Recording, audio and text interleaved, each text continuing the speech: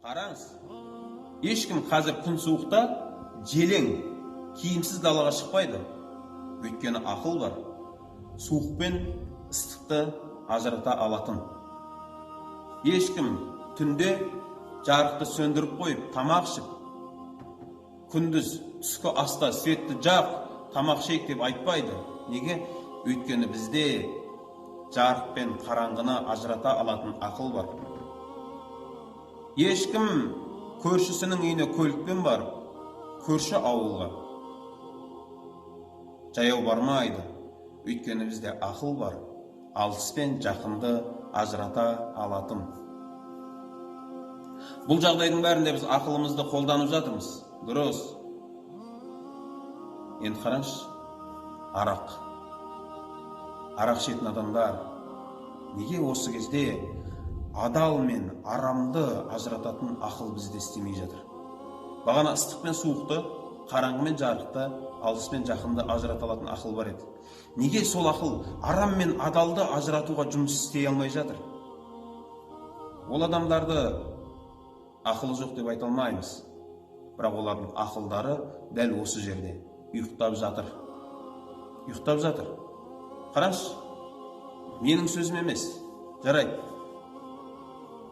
Ренжіп жатады бізге, қатты айттың, олай бұлай. Алла тағала айтады, көп ішкен кезде адамды есінен тандыратын нәрсе тамшысы да харам. Сіз мұсылмансыз, мұсылманмын дейсіз, Құранға сенем дейсіз. Бірақ арақ жайлатса, сіз ойлайсыз, молдаға қарсы шықтым деп. Бірақ Аллаға қарсы шығасыз. Пайғамбар саллаллаху алейхи вассалам, пайғамбарың кім десе Мұхаммед деп айтасыз. Бірақ сөзіне ермейсіз, қарсы шығасыз. Пайғамбар саллаллаху алейхи айтады, Аллаға, қараңыз қандай ауыр сөз айтады, жігіттер. Аллаға ақырет күніне сенген адам. Жай Аллаға ғана емес, Аллаға және ақырет күніне сенген адам ішімдік қойылған дастарханда отырмасын дейді.